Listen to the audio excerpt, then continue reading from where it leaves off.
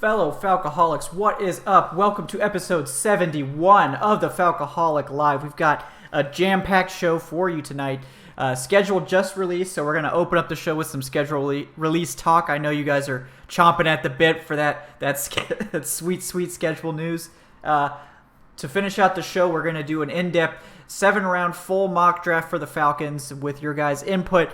We will make all 9 picks for the Falcons. I guess we didn't really decide, but we're not going to do trades just because that's a little bit of a hassle. So we'll do this one straight up edition, and that one's going to be a lot of fun. We'll get into who's available, and we will sim the whole draft, so you guys hopefully will have a better idea of what the Falcons might do in each round. But before we get to that, want to welcome my guests tonight. Of course, you guys know Eric Robinson on Twitter at _Eric_Robinson. Eric, how are you doing this evening? I'm doing all right. Just took a look at the schedule, and it's not half bad, to be quite honest with you. Yeah.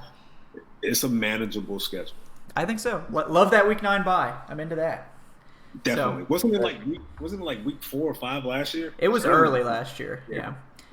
And also with us tonight, once again, Mr. Adnan Ikic at Say Which Way on Twitter. Adnan, how are you doing this evening?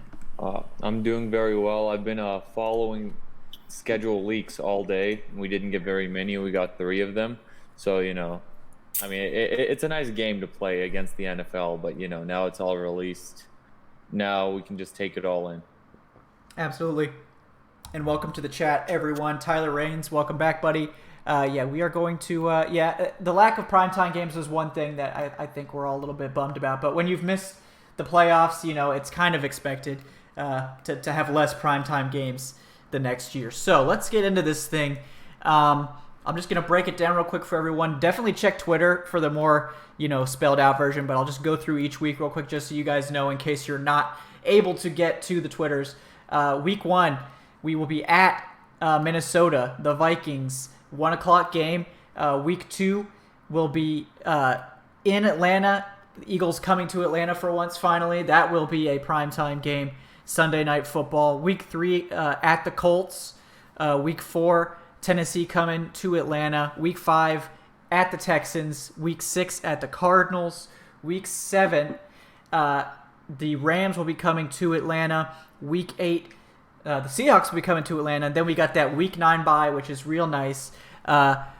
Week 10, we will be at New Orleans. Week 11, at Carolina. Week 12, Bucks will be coming to Atlanta. Week 13, that will be the Thursday night Thanksgiving game. Saints will be in Atlanta this time around, so I'm happy to see that. Week 14, Carolina coming to the new Mercedes-Benz Stadium. Week 15, at San Francisco. Week 16, Jaguars coming to town. And then Week 17, close out the season at Tampa Bay.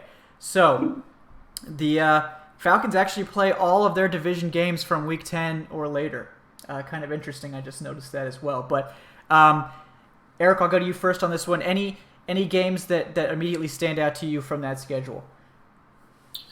What immediately popped out to me was, I guess, what most people do when they get teams, they look for the toughest part of the schedule. And to me, what popped out is weeks 10 through 14, it's all divisional opponents. Now, normally, in recent years, the league has gone to where they will play their division games the last 2, 3, 4 weeks of the season. But it seems as if that span, starting, I guess that's mid-October to early December is just nothing but division games, or early November, I'm sorry. Yeah. Early December. So for about a month, they're playing nothing but NFC South opponents. So that's interesting to me. It's a manageable schedule. It starts off a little tough because you got the Vikings, Eagles, Colts, Titans, and Texans. I mean, that's It's 5 playoff teams. That's 5 playoff teams to start off the season, and 3 of them are on the road. So none of us should be new to this, though. Right. I mean, the Falcons always have a tough start to their season just about every year. But it's a manageable schedule. I do love the Week 9 bye. right in the middle of the season. I really appreciate that. Yeah, absolutely. Adnan, your thoughts, some takeaways from the new 2019 schedule for the Falcons? You guys mentioned the start. I think it's the hardest part of the schedule, in my opinion, is those first 5 weeks against those playoff teams. And then you can throw in week 7 against the Los Angeles Rams, who are just in the Super Bowl too. I think if you can start off 2-2, you'll be golden in terms of, making a playoff push this season. New Orleans on Thanksgiving was just a shocker because we did that last season in New Orleans, and it's very nice to get them at home in a primetime game for once. We had them in New Orleans last year, and 2 years ago it wasn't a primetime game, but we had them in New Orleans for the Christmas Eve game in Week 16. I think the end of this schedule, between the Bucks, or even between Week 11 in Carolina, because Dan Quinn and the Falcons own Carolina since Quinn has gotten here. Between Weeks 11 and 17, Carolina, Tampa, New Orleans home, Carolina home, San Fran, Jacksonville home, and at Tampa, I think all of those are very winnable games.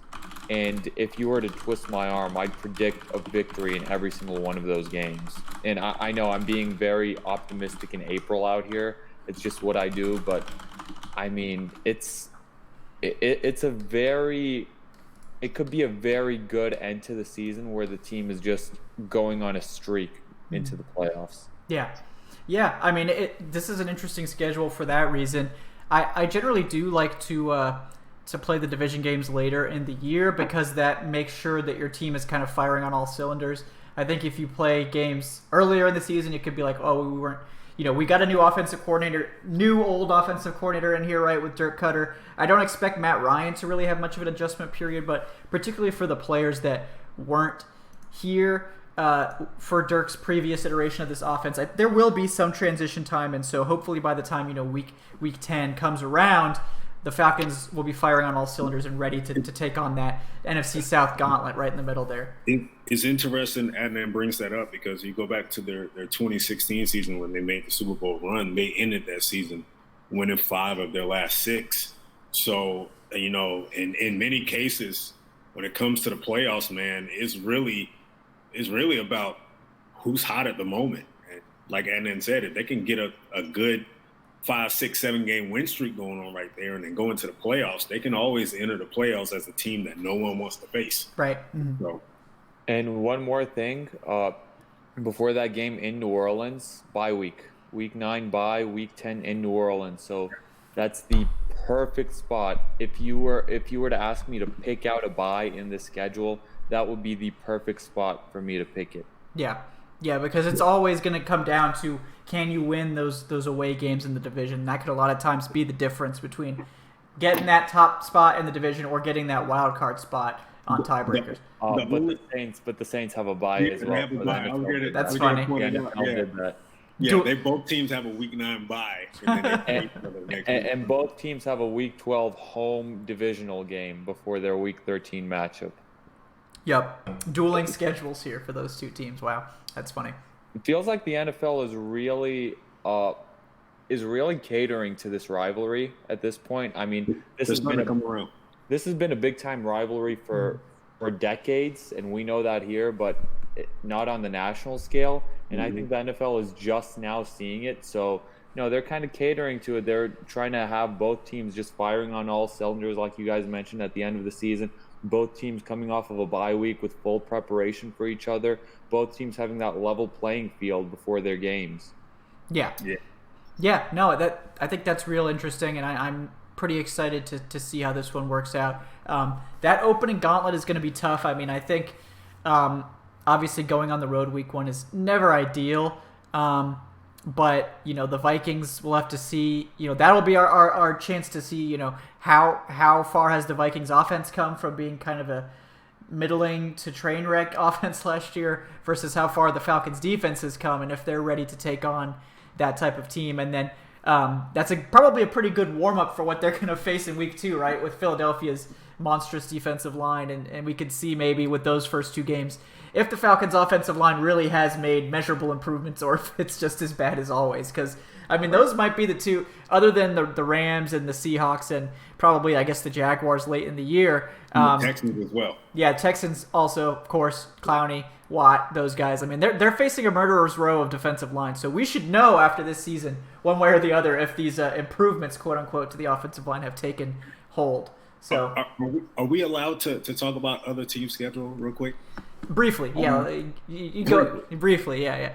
I think we're really going to know how good Kansas City is this year. When you get a chance, take a look at their schedule. Like the middle of the season, from the middle of the season until the conclusion of it, it's murderer's row, man. Yeah. It's tough. Week 8, Green Bay, Minnesota, at Tennessee, then in Mexico to play the Chargers. You got a bye week, come back and play the Raiders after that bye week, and then you're at New England, and then you have the Broncos, the Bears, and the Chargers to close the season out. Yeah, that's rough. That's rough, man. Yeah, so I'm interested to see how they pull through that, and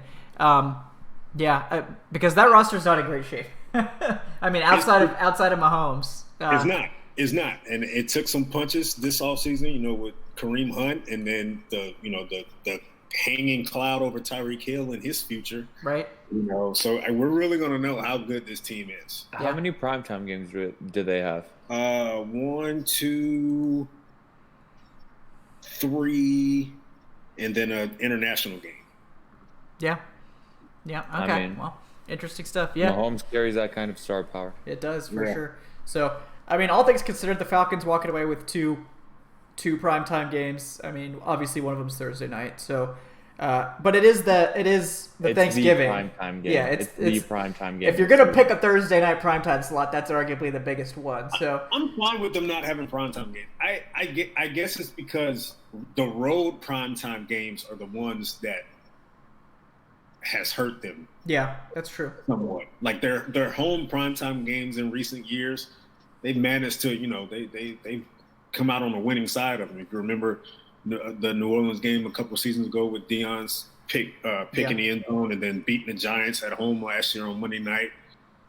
So I mean, I'm fine with not having a ton of primetime games. Honestly, it's fun, but like it is. But then we're doing this recap show at like midnight, so I'm not necessarily upset about not having to do that every time. So no, it's fun going out with the boys during a Falcons primetime game. For sure. But yeah, I mean, overall, it's actually, I would say it's a pretty good schedule. About as well as we knew the Falcons were going to be playing relatively tough schedule in terms of the teams they were going to be facing because so many of them were playoff teams. And keep in mind, some of these games later in the season can get flexed to primetime. Yeah. So, depending on how the division may play out, that home game against Carolina in Week 14 may be a flex game. Yeah. Where it's a Monday night game or something like that. You never know. Right. Or the home game against Jacksonville, Week 16. Right. If they're good with Nick Foles, aka slight upgrade over Blake Bortles. I'm like the biggest Blake Bortles fan there is, and I still think Nick Foles isn't much better than him. So. Another thing, and it wasn't possible with the way the schedule shook out this year. There's no cold weather games, and there couldn't have been. The coldest weather game is in Carolina in November, and that's not really. Yeah. That's not exactly Chicago or Green Bay in December. Yeah, those were rough games, man. It gets cool around here. Yeah. It just snowed here last week. Every once in a while, yeah. Yeah, but I do think that's going to be particularly that kind of NFC South gauntlet. That'll be real interesting. I mean, that's basically going to determine the season for this team. I mean, obviously they need to go into that bye week without being like totally underwater. But yeah, I think if they could survive through week 5 and go like 500. Well, you can't go 500 through week 5 because there's only 5 games. But if you can be 3-2 after week 5, then I'd call us winning the division at that point because that's our toughest stretch. Yeah, the opening the season. Yeah, that opening stretch might be the hardest, but then you do get the Rams and Seattle back to back. But they're home. But they're both home, so yeah. Yeah, you should beat Seattle at home. The Rams, I don't know. Yeah. It depends. It also depends on that 1:00 Eastern start as well. Yeah, definitely. Right. Well, let me see who the Rams play It's always nice to see who these teams play before they come to Atlanta. The Niners. They play the Niners, so that's going to be a regular 4 o'clock Eastern time. So they have to go they have to go to the other side of the country to face the Falcons. So, yeah, that could be a letdown for them. That's a big time. Seattle has to go to Cleveland, come back at home for Baltimore, and then go back to Atlanta. Yeah. So that could be a tricky situation as well. Definitely. Not to mention that both of those teams can be pretty good this year. Yeah. Yeah, and then they have to come to Atlanta. The Falcons don't have to worry about going up to Seattle and facing that noise. Right. I mean, it's one of those things. It's the hidden games of the schedule. You know, it's the hidden things within the schedule that can really give an advantage to a team. So which AFC home game are we going to lose this year? I knew we were going to lose. We're destined to lose one. Which one is it? Tennessee. That would be the dumb one that we shouldn't lose, right? Yeah, I mean, I wouldn't be surprised if they do, lose the stupid game to the AFC. It's probably Tennessee. I can't take losing to Nick Foles again. Yeah, that would be rough. It just depends. Like, I think Jacksonville could definitely be better. Jacksonville could be a better team for sure. They could be a better team, yeah. And Tennessee can be decent. I mean, yeah, Tennessee they can be good. I think they made the playoffs in 2017. They're gonna come in. They're gonna come in with a guy in Derrick Henry who can definitely be, one of the top backs in the league this year. So we already know they're gonna run the football behind that typical offensive line. Mariota's a solid quarterback. Their defense is pretty good when healthy. So I mean, it won't be like losing to the Dolphins. No. And then the Bills. Right after. Right after. Yeah, it won't be like that. That was a rough stretch. Or losing to the Chargers back in 2016. Like it won't be like that. All right, time to move on from this depressing line of questioning here. I just want to say though, the Saints got super lucky. They have to go to Chicago, and the schedule makers gave them that game in Week 7. Yeah. I would have loved to see that team go to Chicago in December. Yeah, watch that Dome team go out there and play in the snow. Can we do quick record predictions? Sure. Go ahead. You got 11-5. You think 11-5 already? Okay. 11-5. What do you got 12-4. 12-4. If you can't be like 12-4. If you can't be excited in April, then you can't be excited ever. So. I need to know who's the 4. The Colts. The Colts is going to be one. The Rams. The Texans. And New Orleans away. It's pretty close. I'm going to be like the voice of reason and say 10-6, but they'll still make the playoffs. So, But yeah, I mean, get in, and I think all they have to do is get into the playoffs, and they have just as good a shot as anyone to make the Super Bowl. But we'll see what happens. I mean, if this defense can get back on track, they can be a lot better than people think, I believe. So we'll just have to see what happens, and we're going to help determine that with our. If we're going to play GM here, guys, we're going to walk through this full 7-round mock draft using the Draft Network's mock draft machine to pick for the Falcons. We're going to do this thing straight up, so no trades. It's kind of complicated to do that with this system. I know people use first pick, and it's a little bit different there. But the three of us are going to play GM here. We're going to go through this thing. So let me get this booted up, and we will get right into this thing. But if you guys do have draft-related questions, we will try to get to as many of those as we can as well throughout this process. I know we got some on Facebook, on Twitter, some from Don Emery and some other folks as well. But yeah, I know there was one especially from Vlad Tepes that had asked about our thoughts on the Falcons trading up potentially into the top 5 for Nick Bosa or Josh Allen. So I'll leave that one to you guys while I get this started out here. Who said Bosa will make it to 3? Well, do you? What about? Let's just talk top 5 trade up. Like, I mean, probably to the Jets. Okay, I would assume. Here's my thing. All right, so I got my head bashed in for saying that the Falcons could trade up to 8th and give up a 2nd and a 5th. So I got my skull caved in, saying that was going to be too much given to the Lions to trade up for 6 spots. What do you guys think they're going to have to give up to go up 11 spots to the 3rd overall pick? It's probably 7th? a seventh, and the other team should be privileged to be trading with the Atlanta Falcons. It's probably going to cost, and this is just off the top of the head, to trade up from 14 to 3. It's probably going to cost them a second, a fourth this year, and a first next year. Yeah, that's just rough. Yeah, it's gonna be extremely expensive. That's why I don't think they'll do it. But at the very least, a first next year and this year's third at minimum, minimum. And I don't think it's gonna happen either, because if you want to invest that much into a player, you better make sure that player is Julio Jones. Like, you better make sure he's a home run if you're not trading up for a quarterback. I think Bosa would be a home run, but Bosa's not going to be there. Yeah, Bosa's probably going number 2. If he doesn't go number 1, he's going number 2. So it's a sure. I think the draft starts at number 3. Yeah, because it's going to be Kyler and Bosa to start the draft off. I mean, yeah, but the Cardinals say they don't know what they're going to do with them first. Yeah, but that's a lie. We all know that's a lie. As dumb as it is for them to take Kyler Murray with the first pick, they're going to take him. I mean, it's too many people have been on it. Like, no team ever knows what they're going to do with the first pick. Unless you're picking first overall. Then you know. Every team knows what they're going to do with the first pick. Yeah. I just hope that they do what the Browns did whenever they were picking first, and they just, like, go in, and as soon as the draft starts, they submit the card and just, like, move on, because you've had, like, 3 months? You've been on the clock for, like, 5 months now. Now I will say when the Browns picked last year, the whole love for Baker didn't come until late. It didn't come until probably about a week or two before the draft. Yeah, but then it was like solid. Like, everyone was like, "Oh yeah, they're drafting Baker." Because it was all Sam Darnold. It was like Sam Darnold's going first, or maybe even Rosen. But it came in and Baker came in late. So not to say that the Cardinals are going to flip the script a little bit this late in the process, but it's Kyler. It's Kyler. All right, I got it all. I think I got us all set up here. So let's go. We'll walk into the Falcoholic Lives war room here. All right, there we go. So we can't see the draft. You guys can't see it. I'll call it out to you. How about you guys should open up the YouTube stream, and then you can see it.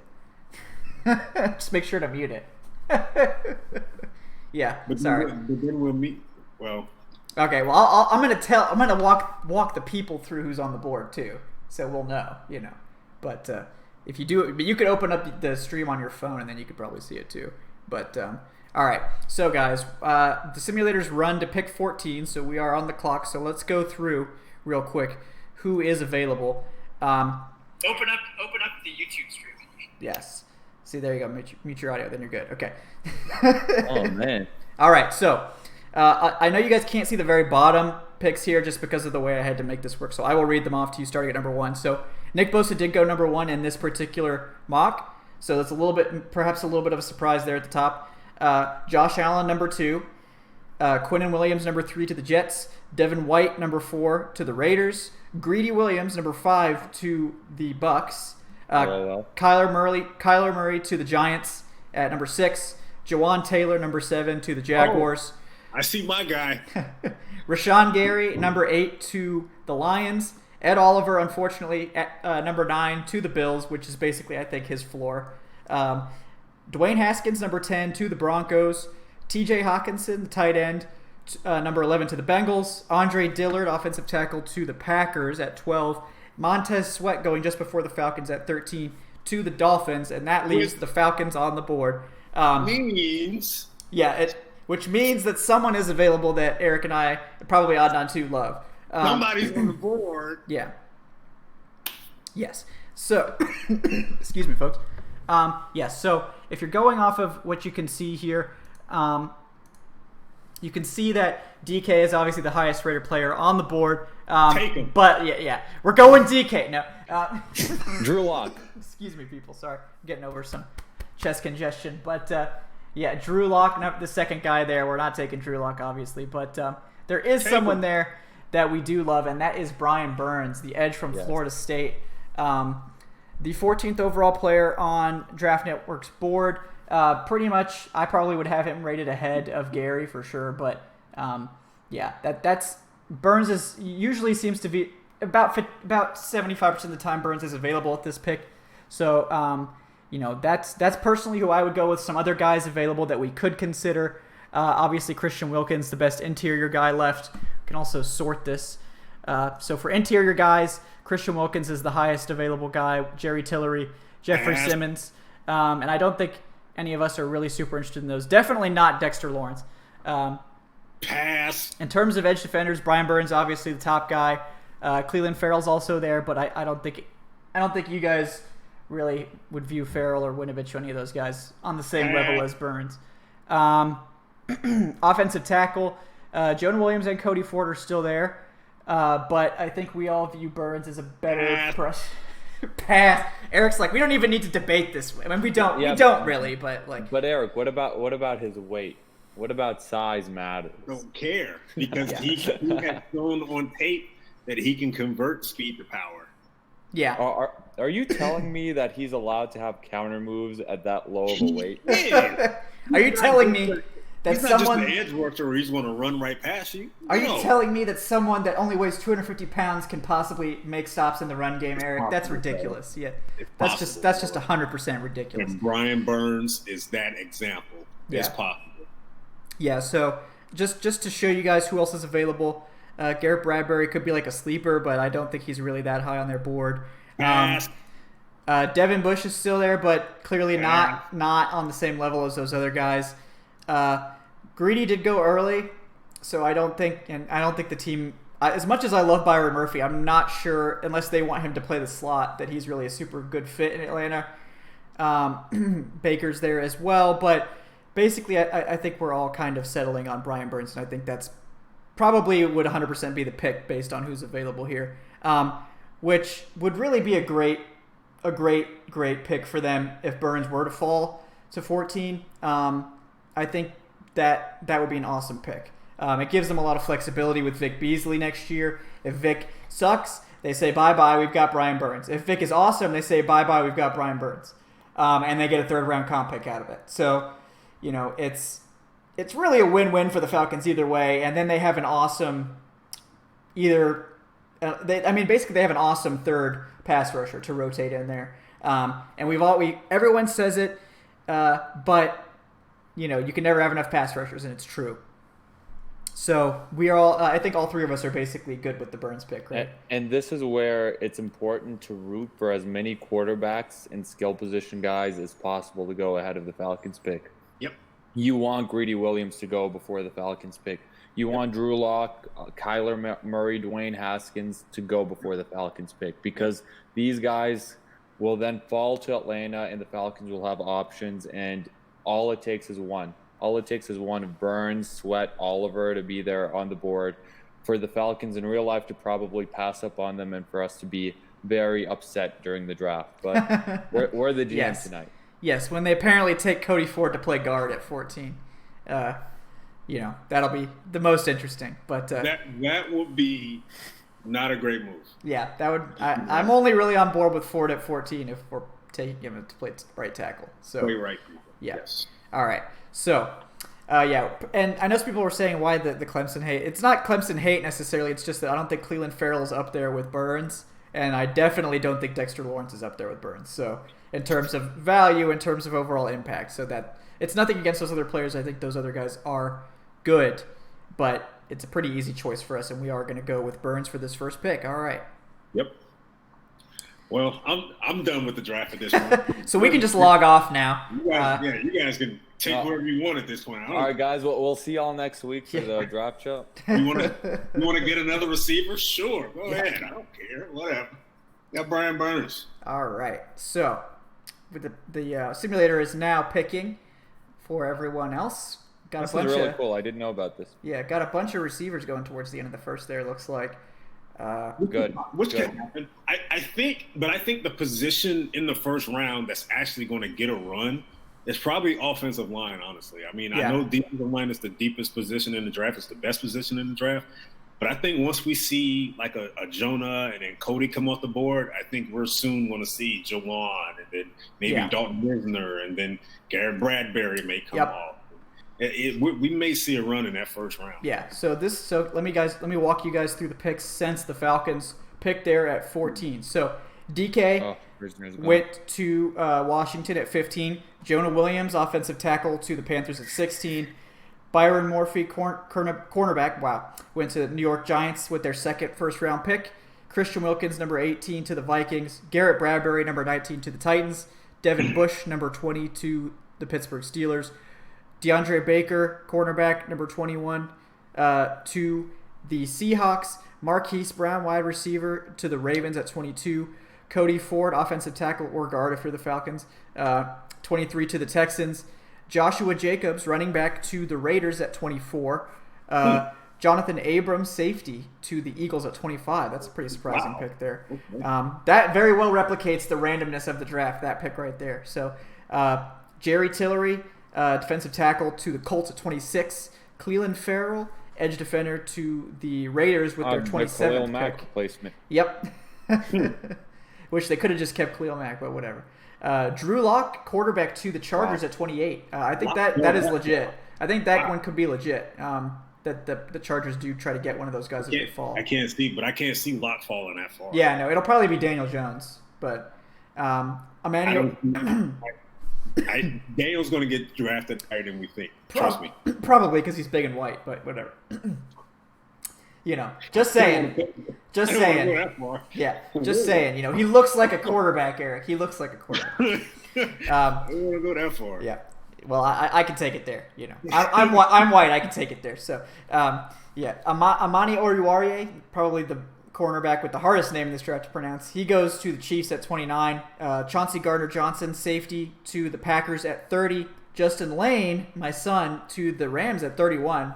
There was some buzz that he could end up in the first round. N'Keal Harry to the Patriots at 32. That would be unexpected. Be very Patriots.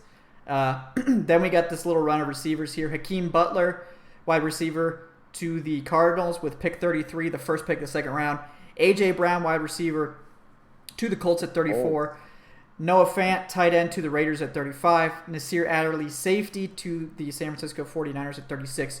Chase Winovich, edge defender, to the Giants at 37. I like that pick. Daniel Jones, quarterback, to the Jaguars at 38. Got that Foles replacement in there, buddy. Man, poor Jaguars. Dalton Risner ends up going 39 to the Bucks.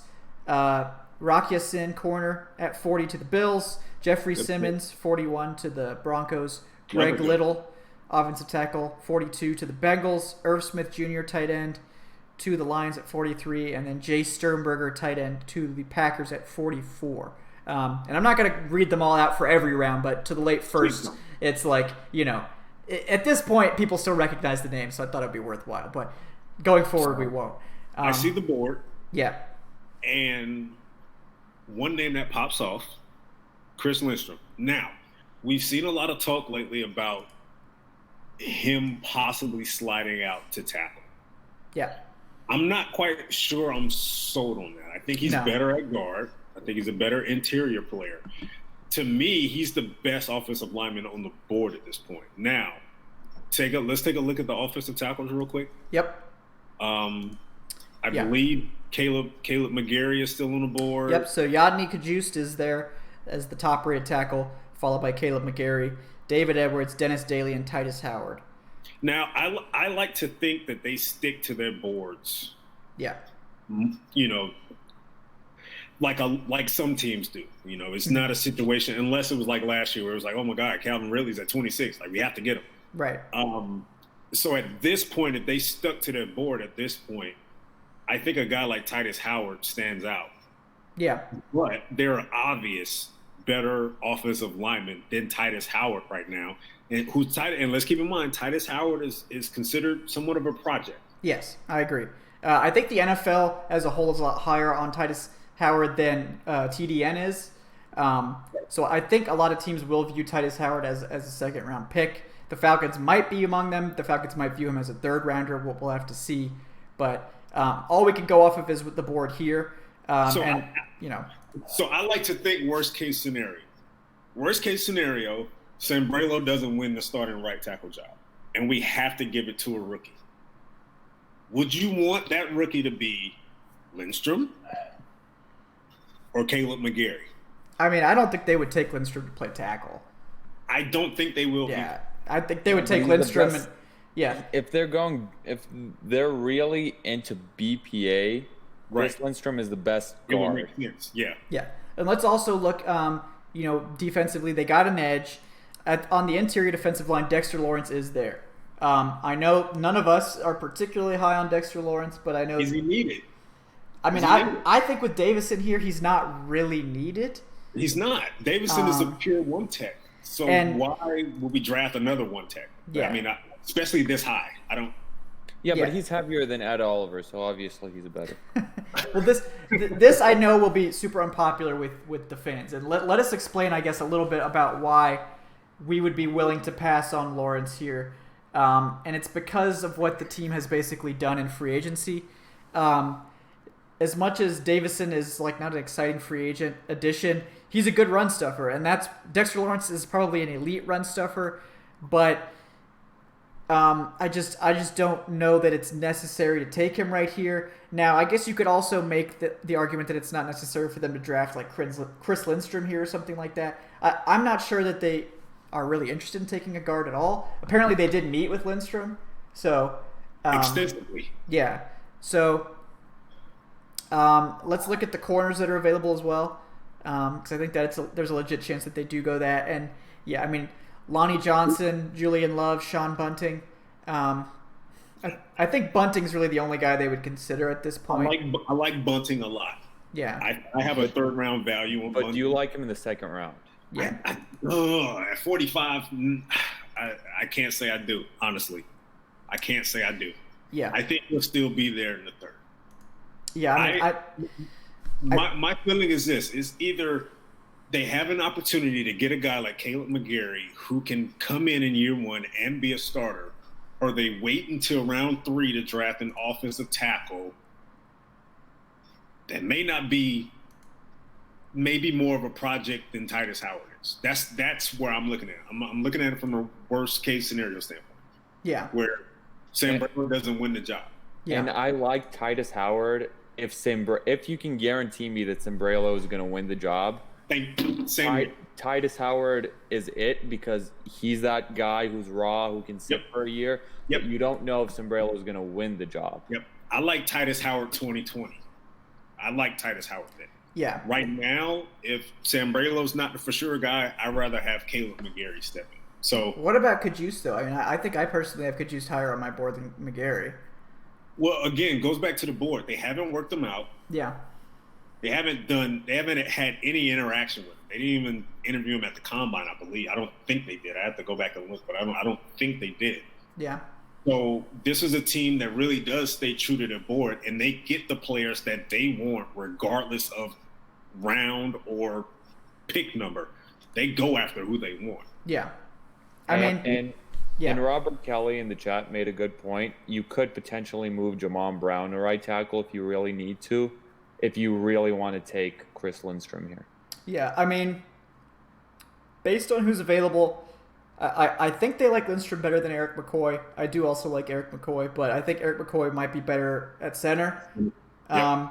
The cool thing about McCoy though is if you could take him with an eye on him taking over for Mack in a few years as well. But let's get your guys' takes. So Eric, who would you vote for at this pick? I'm voting for McGarry. Caleb McGarry, okay. Adnan, who would you go with here? The value is just too good on Lindstrom to pass up. Yeah, I think I also would lean Lindstrom here. Fair enough. I like him better than McGarry, like a lot better than McGarry as far as a prospect. But Fair enough. Fair. I mean, majority rules here. I mean, I'm not going to be that guy. I mean, if Lindstrom is the vote, then that's fine. We can go that route. Now, here's my thing though. Picking a guy like Lindstrom, Sambrello has to win that job. basically, And he has to make a convincing case to win that job. Yeah. It can't be we don't have any better option than Sambrello, so we have to start him. No, he needs to show he's a starter. That's the thing, because from this point on, we're going to see guys that may not be ready to step in year one at right time. exactly. Yeah, and But like they're also paying Sembrello starter money this season at least. This season, at least, yeah. I think they're comfortable with having Sembrello start this year. I think they're comfortable with that. But Will it be good? I mean, your guess is as good as mine. But yeah. So we'll go with Lindstrom. Yeah, now, we'll go with Lindstrom. Is Lindstrom beating out Carpenter or Jamon Brown? Because he can play. He can play either guard spot. That's the thing. Yeah, I think he's probably beating out Carpenter, if anything. Yeah, but we'll see. I mean, it'll be a competition, but I bet he's starting. Dan Quinn relishes competition, and if Chris Lindstrom can win out a job, one of those starting guard jobs, then I mean the Falcons will be all the better for it. Yeah, and this would be like that weird curveball type pick that they would throw at us on day 2 for sure. Cool. So that seems pretty realistic to me. Yeah, but they do still need an offensive tackle, and we'll make sure they get one. It's possible that Howard could end up falling to the 3rd, so I guess we'll see if he's there next time we pick. All right, so we're going with Lindstrom to play guard, loading up on talent on the interior. We know they like him. Trenches, I love it. Yeah. Trenches. It is trenches either way. So, but yeah, I mean, if you guys in the chat, I know a lot of you guys want an offensive tackle or defensive tackle. I think either pick. I think Dexter Lawrence there or someone like McGarry or Kajus would have been good picks too. I don't think those would have been bad picks. So, all right, getting up here in the 3rd round. Almost the Falcons pick now. Yeah, Drew Samia, interior line, just went right before their Lawrence pick. is gone. Riley Ridley. Yep. All right, so let's take a look here. Ja'Kai Polite's still available.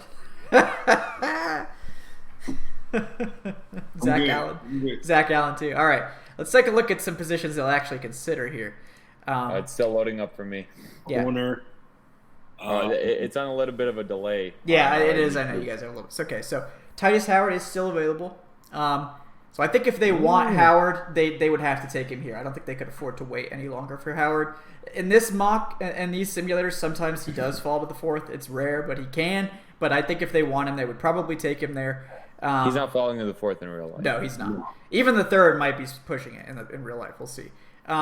Rennell Wren and Kalen Saunders, defensive tackles, are still there. I like both of those guys a lot. Okay. But I don't think defensive tackles as much of a need with the signing of Davison. So what are we looking at corner right now? At corner, we've got Johan Williams is the number 1 guy. Jamel Dean, Chris Boyd, Michael Jackson. So basically all of our top targets are gone at this point. So Sean Bunting's gone. Isaiah Johnson's gone. Dang it. Yeah. So that's what happens if you don't take one at that point. But I feel like Johnson will be a good pick in the 3rd round in real life if he is there. Yeah. He's someone they'll actually consider, but that's the way the draft goes. You just never know. We've got to work with what we got now. Yeah, and I don't love these corners. I know a lot of people like Johan Williams. Jamel Dean is interesting too. Joan Williams. What's that? Joe Wan. Okay, sorry. Apologies, folks. Yeah, Titus Howard is here too, though. Let's take a look. Blake Cashman, linebacker, still available. Miles Sanders and Darrell Henderson are there if they wanted to really bolster running back. J.J. Arcega-Whiteside, Mecole Hardman still there. What are we looking for at receiver? At receiver right now, J.J. Arcega-Whiteside's the top guy. Mecole Hardman, Dylan Mitchell, Miles Boykin, all those guys are still there. But I feel like we could probably wait till the 4th and we'll still be able to get someone good. Probably not Mecole, but I was going to say let's pull a curveball and take Mecole. Here in the 3rd? Yes. See, I don't know if I could pass on Titus Howard though. He's still here. I was thinking Titus Howard in the 3rd round. That's a 2nd round value guy. Just like Lindstrom, who's probably should go in the 1st in real life. And might. And where are the interior guys? Interior defensive linemen? Rennell Wren and Kalen Saunders are the top 2. Tristan Hill, Gerald Willis, Daniel Wise, Dalen Mack. Yeah. So there's still some interior guys we could possibly. There's going to be value there in the 4th round. Yeah, we can pick someone up there later.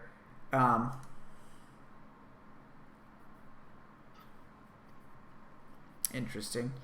Yeah, I know that they really do love Howard, so that leads me towards that. And you can cut Brandon Fusco and free up some of his money post June 1st if you take Howard here. Yeah. And I think that if they wait on corner, I know some people were asking about corner. They could wait and get a good slot guy like Mark Fields in the fourth round for sure. Mark Fields has great fourth round value. Yeah.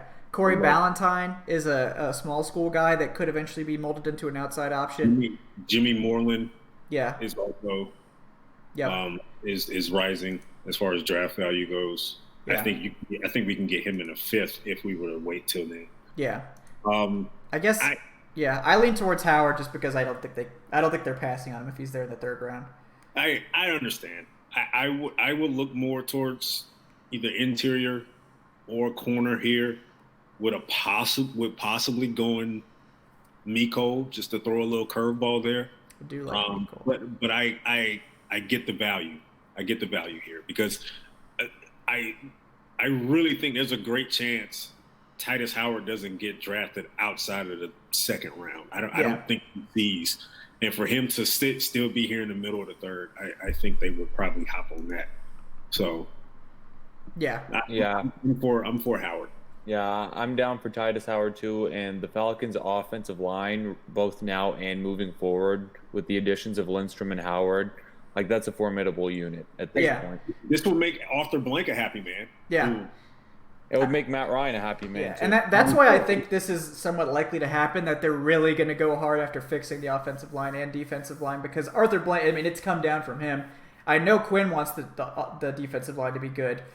We know that they basically made it clear that it's a priority to them that this stuff gets fixed. So while Titus Howard might not play a ton this year, he has the upside of like an elite right tackle. So I totally get it. I think he's a 2020 starter. Yep. Yeah. All right. And then you look at 2020, you have Matthews, Mack, Howard, Lindstrom, and Jamon Brown probably. And that's a very good offensive line mixed with veterans and youth.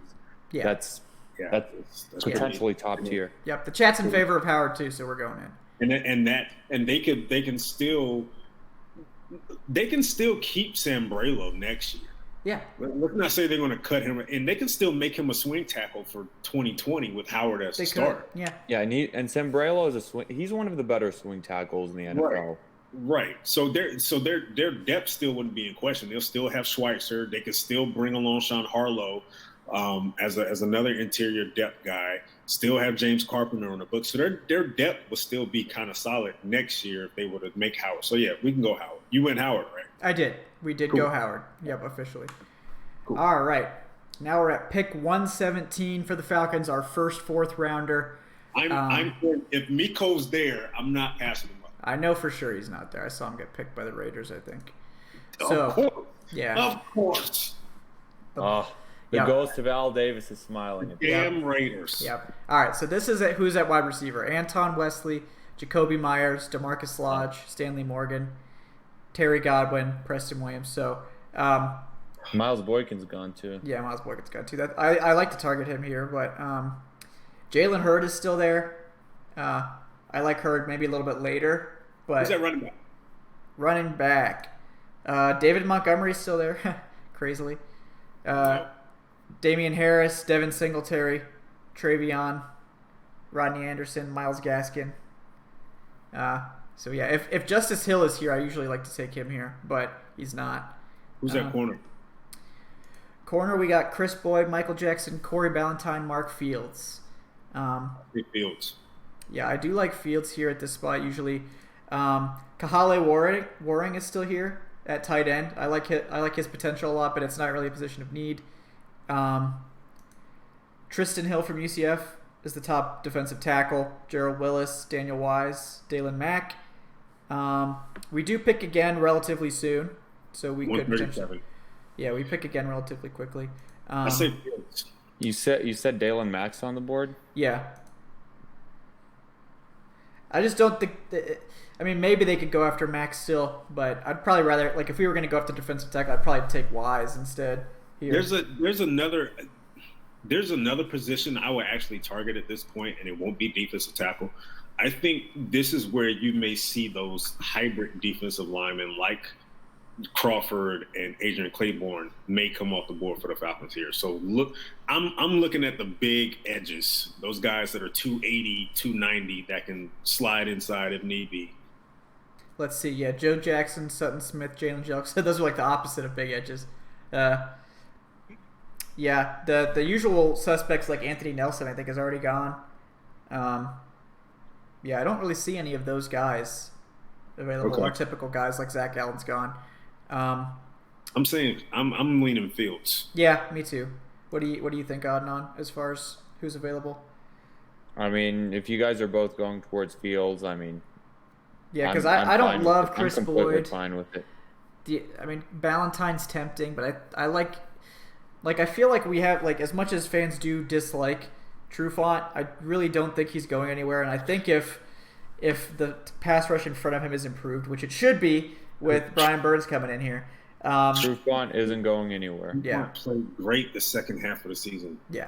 So I don't think they're really trying to move on from him. Obviously, if they take a corner in the first round, it's clear that they are trying to move on from him. But they're in this scenario, which we hope will be the real scenario, they don't take Trufant, or they don't take Trufant's replacement the first round. So yeah, we're gonna go with Mark Fields here if we're all good with that.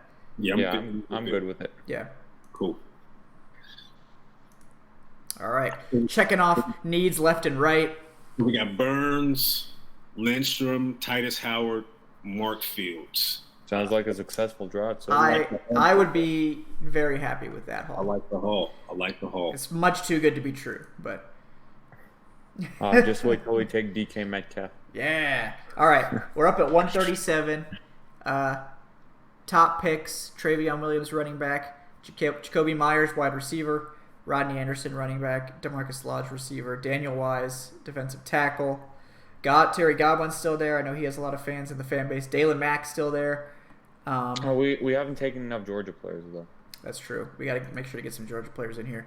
Fans are gonna riot. Wait until the fifth round. Yeah. So I mean, I would strongly consider Daniel Wise here for sure. He's a really good pass rushing defensive tackle. Dalen Mack as well is here if we do want a more of a nose tackle, but let's see. I like Jacoby Myers. I like Terry Godwin. Those are two guys that I'm into. Otherwise, I would say if we don't like those guys, I would say wait and take Jalen Hurd in like the 5th or 6th round. Let's see. Yeah. I like Mack as a player, but he's more of an athletic one tech. Yeah. I mean, he's what, 330. He hasn't really shown much as far as pass rushing goes. Right. Like, is he really, like, I think he's basically Deidre Sanat, except bigger. And quicker. A little bit quicker. That's Maybe. it. Yeah, but not as polished. Like, I think Deidre Sanat's a more polished player. I'm thinking either receiver or running back here, to be quite honest with you. We could. I like Daniel Wise here, but I will also obviously take your guys' thoughts. Who's the best receiver or running back on the board right now? I would say it's probably between Jacoby Myers or Terry Godwin for receiver. And then at running back, Rodney Anderson, Travion Williams, Myles Gaskin. So probably Anderson, I guess. But like there will be running backs around later. Like we can pick up Devine Azigbo later for sure. Yes. And I always fall back on him because he's good. So I feel like we could wait probably and pick up someone like a Devine Azigbo, or James Williams late. I mean, like I love James Williams if they're looking for that pass catching running back replacement for Coleman. Obviously not as well rounded as some of these other guys, but I wouldn't go running back right here. Okay. Why not? I mean, it's just like Kevin said, you can just take one later on. Get one later. I mean, yeah, I'd rather get one later. And I mean, what about linebacker? Where are we looking at linebacker? Oh, let me pull that up. Let me pull that up. Linebackers. We need one of those at least. Yeah, Jelani Tavai, Tavon Coney, Jermaine Pratt, Amiki Abuli. Pratt. Pratt's man. intriguing. But can that man like cover it all? Like, Yes, he's a former safety. is he really?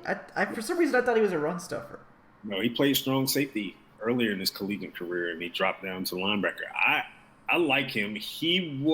I think they had him as a combine interview, I believe. Yeah, I do recognize his name. Or All-Star game look, one of the two. I can't remember what it was. Yeah. I like Pratt. I'm intrigued by Pratt. He's around 230, athletic. He's actually known more for his coverage skills than he is as a run stuffer right now.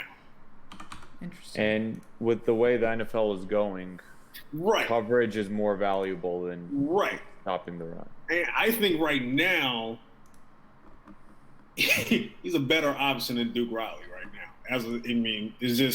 I'm just being honest. I mean, that's not saying much. It's really not. But you know what I'm saying. I mean,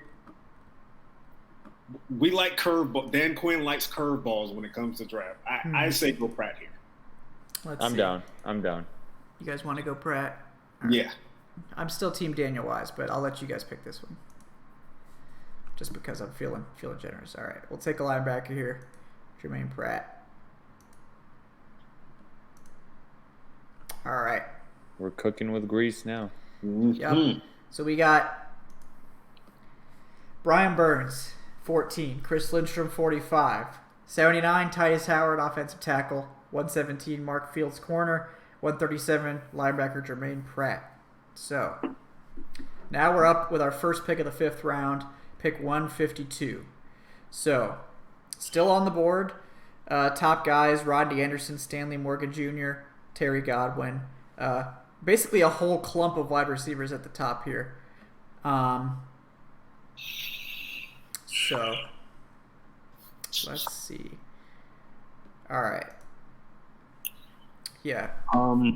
Dalen Mack is gone officially, as is Daniel Wise. Grr. I like Godwin. And I mean, I'm biased in saying that. We got to get at least one Georgia player, right? Here's the thing, fellas. When it comes to wide receiver, are they more prone to go the route of taking a guy that can be a deep threat and that can actually take the top off the defense, help Calvin Ridley and Mohamed Sanu underneath? Or are they more to go towards the possession receiver, which they have a number of already with Sanu, with Justin Hardy? But they don't really, I mean, outside of Julio, they don't necessarily have a legitimate deep threat. I don't really consider Calvin a legitimate deep threat. He can get open down the field, but I'm talking about a guy that... Yeah, a Taylor Gabriel of sorts. Yeah, that you can just tell him to run and he'll get himself open if he just runs a straight line down the field. Like, that's what I'm saying. So, I mean, which one of you guys think they'll be leaning towards? Now, keep in mind with Cutter and his scheme, which is all about getting vertical. Yeah. Yeah, I understand where you're coming from. Yeah, like Rodney Anderson's still here. I know a lot of people are clamoring for him, but I don't know how good of a fit he is for zone. I don't love his durability. Well, he has durability issues. 3 season-ending injuries. That's why he's available here, probably. I really don't. We're already dealing enough with Devontae and worrying about Devontae, and if he can hold up for 16 games. Rodney Anderson, while a good back, he can't stay healthy, and that's my concern. I mean, I'm looking at it where we may actually have Ito as the number 1 back for a couple of games, and that will scare me to death, like, honestly.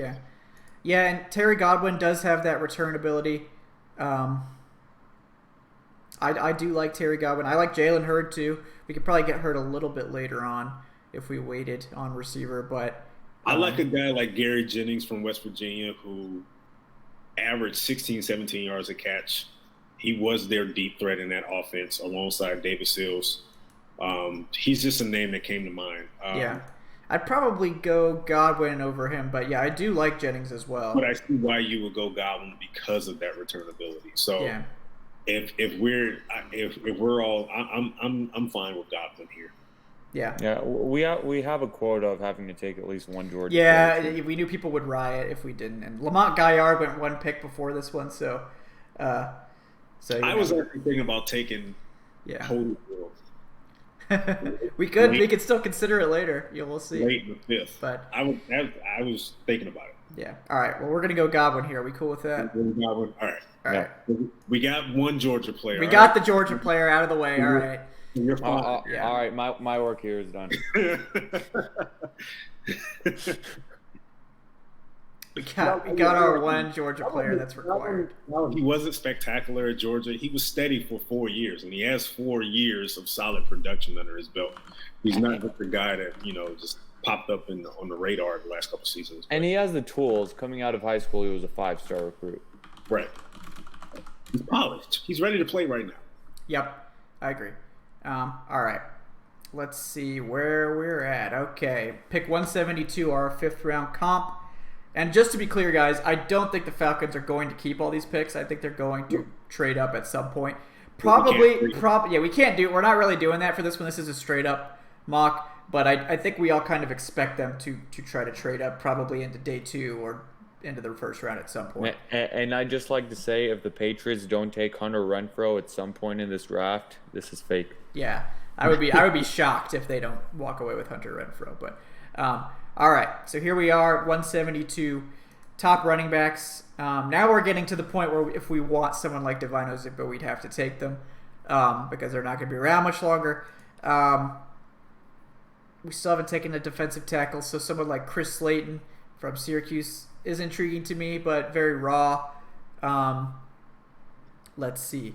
At corner, we could go after someone like Jimmy Moreland. He might still be there later on, though. Do we need another one at this point? What's that? Do we need another one at this point with Fields already? Probably not, but it just depends on what they're looking at. We could go after like a backup safety, like Sheldrick Redwine is still there. I like him a lot as that kind of versatile guy that can be your 5th safety and play both spots. But they did sign a bunch of depth there. Yeah, there's no really good centers to take, like developmental centers. I like Ozigbo here. Yeah.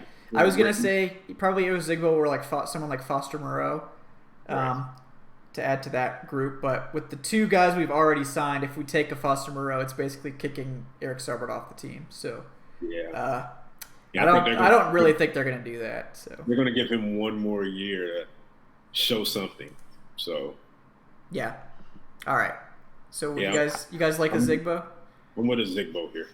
I like Redwine, but I'll go with Ozigbo. There's a chance Redwine might be around at our sixth pick. We'll see. We'll just have to hold out hope. Probably not. Just because I said that, it's probably not going to happen. But, keep the dream alive. All right, so yeah, we got Ozigbo there. You guys go. So Brian Burns at 14 to recap. Chris Lindstrom, guard, 45. Titus Howard, offensive tackle in the 3rd round. Cornerback Mark Fields with our first 4th rounder. Linebacker Jermaine Pratt with our 2nd 4th rounder. Terry Godwin with our first 5th rounder, that Georgia player for you guys. And running back Devine Ozigbo with that 6th, with the comp 5th rounder. All right, now we're at pick 186, our first and only 6th rounder. Let's see. Redwine is still there, so we could get Redwine if we wanted. Like I said, Chris Slayton is the best defensive tackle left. Let's see. I'm not for either one, to be honest. Either Slayton or Redwine here, because you can have a raw defensive tackle this season with how much depth and how much depth you have in that position. Here's where I like a guy. You guys may not. He's probably deep down the draft board here. Mm-hmm. I like a guy like Kaminsky, John Kaminsky out of Charleston. He was interviewed at the combine. They also gave him a workout. 6'5", 280, 286. Ran a 4.6 at the combine. Played strong side defensive and also interior defensive lineman at the collegiate level. He just seems like that off the grid defender like Oluokun was last year. Yeah. I like Kaminsky. I actually don't see him listed. And this is kind of far-fetched. He reminds them of a poor man's J.J. Watt. Yeah. as far as the frame and the tape goes, the athleticism goes, I can see where some of those traits pop off. Yeah, I mean, he to me, he feels that he can feel that Derek Shelby role, where he was the strong side defensive end and base, kicked inside on passing downs depending on opponent. The versatility was there. I like a guy like Kaminsky here in the 6th round. I mean, it's not going to. I feel like they could probably take Kaminsky with that 7th rounder if they were really that into him.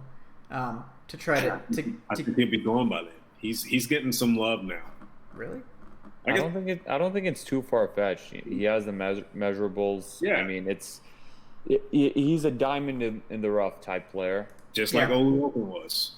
Just like Russell Gage was. That off the grid athlete that can play multiple positions, and you just put a little polish on him and let him see what he does. Yeah.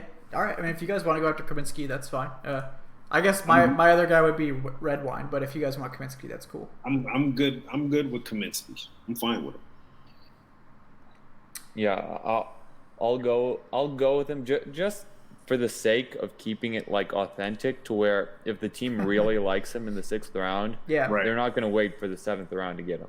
Right. All May not even be picking in the 7th round this year, to be honest with you. Yeah, probably not. But from Charleston, right? That's that John Kaminsky. Yeah. Okay. He's 354th on the TDN's big board. That's okay. It's fine. Trust me. We're smarter than everybody else here. Fans are going to look at that and say 354. It's fine. Yeah. Trust me. At this point, throw the rankings out in the 6th round. I guarantee you, Oluokun was basically probably in the 300s last year too. Oh yeah. Same with Russell Gage.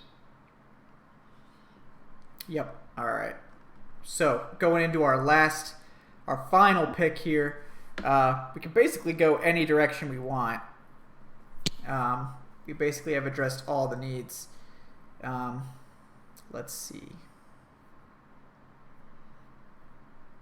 All right, let's see who's available.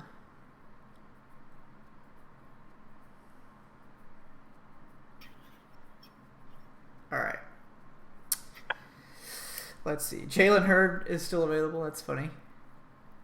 I would totally take him. Would this be a bad spot to possibly get your next replacement for Alex Mack? I just don't know that there's anyone good. I mean, it wouldn't. In theory, it wouldn't. But I mean, it's a 7th round center. Yeah, I don't think you're getting he started James Stone at center for Christ's sake. Yeah. And I would rather that never happen again. Yeah. I don't see anyone here I'd consider to take over for Alex Mack. That's probably a 2020 pick. Let's see. I mean, Delvin Randall from Temple, Andrew Wingard from Wyoming, Dakota Dixon, Malik Gant, those are all possible depth guys there. Jalen Hurd, honestly, is pretty intriguing. I like his value a lot at this point, but Here's the thing with Jalen Hurd, and I don't think fans understand this. Jalen Hurd needs probably 2 years. He needs some work. He's only played receiver 1 year at Baylor. Granted, he put up decent numbers, but it was at Baylor. He needs probably 2 years in the NFL level before we really see his potential. I mean, for a 7th rounder though, that's okay. Is it? I mean, there's already a kind of sort of like a log jam at receiver right now. Let's see, how many do they have? So they've got. Not to mention, we know this team loves to go to UD the free agency route. Yeah. Undrafted free agency route at receiver, like they did with Bobby Brown, like they did with Marvin Hall. Right, and this is probably why they're not going to keep all these picks, because it's like, is this guy really going to have a shot to make the roster? Right. So I guess Jimmy Moreland's here, so I usually would go after him if he's still here, because I love Jimmy Moreland. You also have to look at special teams, because whoever you take here, they have to play special teams. Hurd's not going to play special teams. No. Hurd didn't play special teams at Tennessee. He didn't play special teams at Baylor. Yeah. No. Yeah. You're going to get a 7th round pick that's going to probably sit for 2 years in the belt. At least let him make some tackles on special teams. Hey, Ryan Finley's still here. Could take Ryan Finley to back up Matt Ryan. aka supplant Matt Ryan, the bum. The bum. Easton Stick, let's go. No. Gardner Minshew. Yeah, I mean, whoever this player is going to have a really tough time making the roster. Let's just be honest.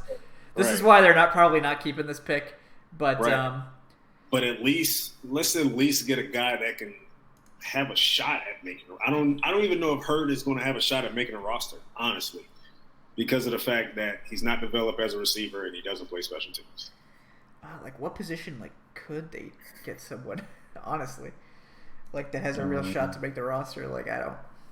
This team is really, really good. This team doesn't have many holes. Are there any guys out there that can fill in as far as depth wise as strong side linebacker? Isn't that Jermaine Pratt? No, Pratt can play. Pratt can play inside, or he can. Well, he can. I honestly like him better next to Dion because they both have great range sideline to sideline. Yeah. There is Deshaun Davis, T.J. Edwards, Ulysses Gilbert, Drake. Gilbert. Yeah. I like Gilbert. The team likes Gilbert also. Yeah. There's definitely not room for 2 linebackers to make this team because they already have 7 linebackers on the roster. Yeah. At this point, it's just like a dart throw, hoping someone can break through. That's why I would go for someone like Moreland, who could potentially play really well and end up on the practice squad for a year. Whoever you're looking at as a undrafted free agent, just to make sure that you get them. Yeah. Yeah. I don't know. I guess I lean Moreland, but where are you guys at?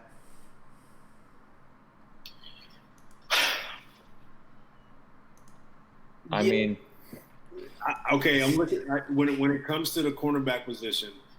You have your top 3 in Trufant, Isaiah Oliver, and KZ that's going to play the slot. Mark Fields, you're going to bring him along. He can play inside or outside. Bleedy is there as the 5th corner. Now, Bleedy's only here for a 1-year deal. Yeah.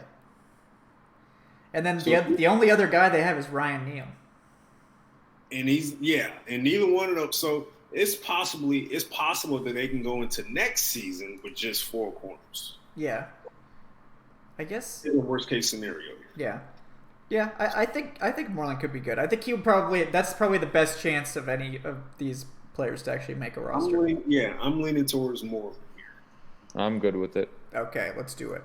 We're already over by 15 minutes. Because the draft has no bounds, ladies and gentlemen. Well, we have to get these 7th round draft takes. Yeah, exactly. This is the really hardcore people that have stuck around. There's 55 people still watching. You guys are awesome. Yeah, that's it. That's what we're doing. Yeah, we went with Moreland, so then we'll recap the class here real quick. We also have to let the fans know that the draft has to be somewhat realistic. So just because there's a big name guy that's still there, he's probably not going to be there in the 7th round. I see Derek Beatty is still on the board now. Derek Beatty's probably going to get picked in the 4th or 5th round. There's no way. Yeah, exactly. Yeah, I had trouble almost taking Tyus Howard at 79 just because I don't think he's going to be there. But I think it's somewhat feasible, but not super feasible. That is feasible. Yeah. Compared to taking Derek Beatty. Yeah, but it's so fun. Davion Smith in the 7th round. Yeah, that's not happening. Maybe I'm going to go. Yeah. All right. So here we go, guys. At 14th overall, we went with edge Brian Burns, who fell to the Falcons. Great pick. I think we're all super happy about that one. Yep. Number 45, Chris Lindstrom, guard, ended up falling, and he was just too good of a value for us to pass up. Despite the team signing 2 new guards, they go with the best player available. They get that elite interior presence, and it's possible they let Brown or Carpenter compete at right tackle, or they'll have some great depth there. 79, they get their offensive tackle, their right tackle of the future with Tytus Howard. Great value there. In the 3rd round, cornerback Mark Fields with the first 4th rounder will immediately be able to compete for that slot role and has some versatility as well. He will need some time, but I think he's got great potential. Linebacker Jermaine Pratt with that 4th round comp pick. He can come in and compete for one of those rotational spots, has a lot of potential. Wide receiver Terry Godwin with our first 5th rounder can immediately compete for that return role. and is just a very good player. I think he'll be able to supplant Hardy pretty easily. With our Don't fifth round, don't let Justin Hardy hear you say that. Oh God, yeah, no, he's gonna be mad. I don't think he watches the show, so we're probably fine. Divine Azigbo with our fifth round comp pick, running back, just a great zone scheme runner. He can do inside and outside zone. Wasn't utilized a lot as a receiver, but he has certainly some ability there, and I think he'll be a really, really good RB3 that can basically play like an RB2 if you need him to. With our sixth rounder, we went after kind of a fringe guy in John Kaminsky. Great measurables. The team clearly likes him. That is definitely a Dimitrov pick, some random guy just coming into that sixth rounder. And on the off chance they do still have a seventh round pick at the end of this draft, we are going to go with cornerback Jimmy Moreland from James Madison, who we know the team likes, and we think probably the corner position is probably the best chance for one of these late round guys to break in, so he can help bolster the depth there. So guys, any closing thoughts on this draft class before we wrap it up? It's great. Send it to Dimitrov. Send your video to Here you go, Thomas. Dimitrov. I think there's good value with Lindstrom, Howard, Pratt. I think there's great value with those three guys. They get a guy in the edge rusher at Brian Burns who, he can come in and be the third guy this year, and he could possibly replace Beasley next year. I like it. It doesn't have those big name guys, but they rarely go after those type of guys, to be quite honest with you. This seems more like a Falcons draft. I agree. A lot of these guys on this board, they've either had a private workout with, or a top 30 visit with, or they even at very least interviewed them at the combine. Yeah. Just about everybody on here, except maybe Ozigbo. Yeah. I don't think anything with him. I don't think so, but makes a lot of sense, that pick. But I mean, they could easily go after some other random running back. So it just Totally depends. They did with Ito. They didn't have any meetings with Ito last year. Yeah. So and it worked out. Right. It worked out. Yeah. All right, guys. Well, we do appreciate everyone tuning in to our 7-round mock draft. We hope you guys enjoyed it. We hope you guys enjoyed our little war room here. I'm going to bring us back to our regular run. There we go. Yeah, guys. All right. So thank you guys so much for tuning in. We appreciate you. I know we didn't get to everyone's questions because we were trying to get through this draft. We went a little long. I'm sure my wife will be happy about that. But I always tell her 9:30 is the limit, and I think we're at 9:30 now. So we got to wrap this up. But definitely, guys, make sure to come back next week. We're going to be doing 2 shows. So Thursday night of the draft. We usually go live about 30 minutes before the draft kicks off. I forget, what is it, 7:30? Because it starts at 8. I forget. It is 7:30. Oh, I think it's 7:30. We'll be all over Twitter about it, so you'll be able to know. But we'll be doing that again. The first round draft party will be here. We'll be able to all rage together when they inevitably take a corner at 14. Yes, DeAndre so Baker. I've promised to throw my beer at the TV, so I'm ready. I'm going to have a full one ready at that point. I'm live gift tweeting the draft. Gift tweeting every Falcons pick. I'm not really going to say anything on the show. I'm just going to tweet again. Yeah. And also, we can put this into the vault. And 2-3 years ago, hopefully show's still around. Hopefully we're still around. We can pull this back up and see how these players are doing. Yeah. That we selected. Yep. It's gonna be a lot of fun, guys. So yeah, that first night we will be doing the full thing. For the second night, we'll be here as well. We'll probably go on right when it starts instead of early just because it's longer. But we will be doing that. It's a lot of fun, the draft party. We're going to have some other Falcoholic folks. You don't have to just watch us. So this is the one time of year we can actually get like Dave Choate on the show. So you can see Dave Choate live. That's our tagline for the show. The man, the myth, the legend. Yes. Legit, it is once a year. He's buried somewhere up there in the north. He has to dig out his internet antenna. Yeah. Yep. He's Santa. He comes but once a year for the Falcoholic Live draft party. So yeah, I mean the draft is like Christmas. It is. It comes once a year, and it's usually comes bearing gifts. But we'll we'll see. But before we get out of here, guys, I do want to thank my wonderful co-host this evening. First of all, Mr. Adnan Ikic at Say Which Way on Twitter. Adnan, anything that you're working on that you'd like to plug for the people? I would like to plug an article I wrote last week, one talking about Julio Jones and his comparison with Antonio Brown, how Antonio Brown has just, made a mockery of social media and burned down every single bridge, and how Julio Jones would never. So check that one out. And also another one analyzing Dirk Cutter and just how pass happy he'll make the Falcons offense moving forward. Yeah, absolutely. Check those out, guys. Great stuff there. Also with me tonight, Mr. Eric Robinson on Twitter at @Eric_Robinson.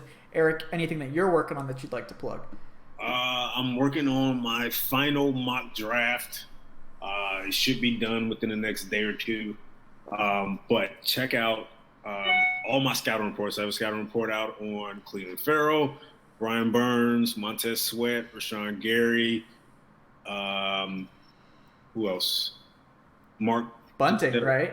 No, Yeah. Sean Bunting, Miko Hartman, and I'll probably work on a couple more before the draft gets here as well. Yeah. As I always say each show, man, just check out the Falcoholic site as a whole, man. There's great content. We're definitely going to get you guys ready for the upcoming NFL draft next week. Yeah, guys, we have all the content you need. No need to go anywhere else unless you want to. That's your right. That's your right, but you shouldn't. You should That just. name and stuff on yourself. Yeah, we should throw. Is a one-stop shop. Right. I mean, we can't all be Rise Up Reader and copy my tweets. I'm just saying. I promise Dave I wouldn't tweet at him, but I got to get that one in. So, but yeah, guys, we do appreciate you. I am, of course, Kevin Knight at Falcoholic Kevin on Twitter. My final mock draft will be coming out early next week. And I didn't get to nearly as many scouting reports as I wanted to because I'm going through a busy time. But Eric has really picked up the slack on those scouting reports. So you bust your ass before the combine. Right, yeah, I did all those prospect previews, and then you just had the scouting report machine, and you were just cranking out that wheel, man. So I got burned out clearly. So you got me early, and you got Eric now. So either way, you're covered. But guys, like I said, next Thursday, I believe it's 7:30, but we'll have it out. Draft party. Bring your beers or beverage of choice. If you're an alcoholic, you're welcome to bring water. We're not going to judge you. I do have my hard liquor in case they disappoint me. Yeah, you're definitely kosher to bring whatever you want. I'll be bringing water. Yes, that's fine. We because I am lame. Yes, that's okay. Adnan's okay. Don't give him a hard time. But we didn't bring it up. What? I don't think you've been on the show since you've been on Kiss Cam, have you, Adnan? Oh snap! Yeah, no, I have not. Man. That was the last show I was on was 4 weeks ago. I missed the last one 2 weeks ago. Yeah, that's great. Adnan made a special appearance on Kiss Cam at a Hawks game. Well, we've gone over the time now. But he wasn't kissing anyone. He was just so happened to be in the vicinity of somebody that was supposed to be getting kissed. Yeah. And he almost got smacked in the head with a purse. Yeah, that was a great one. So definitely look that up, guys. That's a lot of fun. Another day in the life. Just another day in the life. Yeah, a lot of fun. But again, guys, we appreciate you tuning in. I think we hit over 65 concurrent viewers, which is just phenomenal. That's more than we would even average sometimes in season on Facebook. So it's clear you guys are liking the transition to YouTube. We are as well. If you have any questions about the show or the new format or comments, that sort of thing, definitely send them to us at Falcoholic Live on Twitter or to me because I run both accounts. Spoiler alert. So I'll get it either way. Just send it to me. But shameless plug. Yeah. So like that account too while you're at it. We're trying to catch Locked On Falcons because you guys know the best Falcon show, and it's right here. So one-stop shop. One-stop shop. We do video. We do articles. Podcast. Yeah, we got a monopoly. On the Falcons content, but unlike other companies that get a monopoly, the content quality is going to stay high.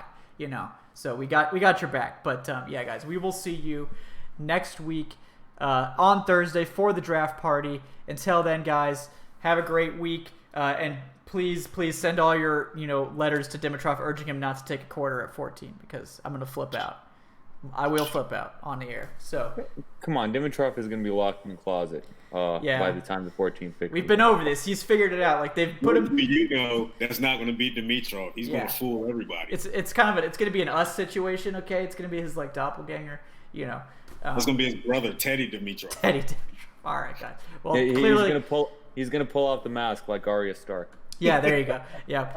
Exactly. All right. Clearly, we've gone on too long already. So we will see you guys on Thursday for the draft party. Have a great night.